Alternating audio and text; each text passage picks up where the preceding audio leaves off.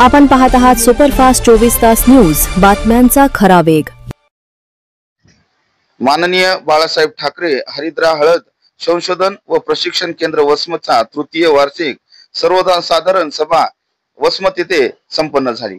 या सभेला संशोधन केंद्राचे अध्यक्ष तथा आमदार हेमंत पाटील तसेच हिंगोलीचे जिल्हाधिकारी राहुल गुप्ता, मुख्य कार्यकारी अधिकारी अंजली रमेश, केंद्राचे संचालक मंडळ सदाशिवराव पुंड, संभाजी सिद्धेवार, लक्ष्मीनारायण मुरक्या, शिवाजी काकडे, रितेश जुजाराव, मनमत सिद्धेवार, श्रीमती सुनंदा पोळ, श्रीमती प्रतीक्षा पतंगे तसेच व्यवस्थापकीय संचालक डॉक्टर राजेंद्र कदम, सार्वजनिक बांधकाम कार्यकारी अभियंता प्रसाद पाटील, सनदी लेखपाल लाभ शेटेवार, महावितरण अधीक्षक अभियंता निधी गौतम, डॉक्टर अनिल वाळंबे, तंत्र अधिकारी रमेश देशमुख, लेखाधिकारी बलवंत सोलेवाड, कृषी अधिकारी शिवाजी राचेवाड, कृषी पर्यवेक्षक रमाकांत भोरे यांच्यासह नांदेड हिंगोली जिल्ह्यातील शेतकरी बांधव मोठ्या संख्येने उपस्थित होते।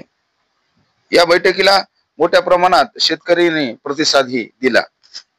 उत्पादक शेतकऱ्यांची ही कार्यशाळा देखील होती। काय सांगाल की भविष्यातील हळद हब म्हणून ओळखला जाणार आपला हा जिल्हा कशा पद्धतीने आहे, काय निश्चितच वंदनीय हिंदू हृदय सम्राट बाळासाहेब ठाकरे हळद संशोधन व प्रशिक्षण संस्थेची ही आज तिसरी सभा झाली आणि केवळ सभाच नाही तर या निमित्ताने आलेल्या सगळ्या शेतकरी सभासदांसाठी आज कार्यशाळा सुद्धा या ठिकाणी माननीय अध्यक्ष नामदार हेमंत पाटील साहेब यांच्या संकल्पनेतून या ठिकाणी घेण्यात आलेली आहे। केवळ हिंगोलीच भागातील नव्हे तर वाशिम, यवतमाळ, नांदेड या परिसरातील सगळे शेतकरी सभासद आज या सभेसाठी उपस्थित होते। या निमित्ताने हळद या सुवर्ण पिकाला येणाऱ्या भविष्यात काय काय संधी आहे आणि या संधीचा फायदा घेण्यासाठी शेतकऱ्यांनी कशा पद्धतीने उत्पादन घेतलं पाहिजे आणि या उत्पादनावरती प्रक्रिया करण्यासाठी आपल्या भागात आपल्याला कशा पद्धतीची हळद निर्माण करणं गरजेचं आहे यावरती विचारमंथन आजच्या या सभेमध्ये झालेल्या आहे। गेल्या 2 वर्षात हळद संशोधन केंद्राने आणि इथल्या सगळ्या आमच्या कर्मचारी वृंदांनी, अधिकाऱ्यांनी ज्या पद्धतीने काम केलं, म्हणजे सगळ्यात पहिल्यांदा महाराष्ट्रामध्ये टिश्यू कल्चरची हळदीची रोपं शेतकऱ्यांना पुरवली।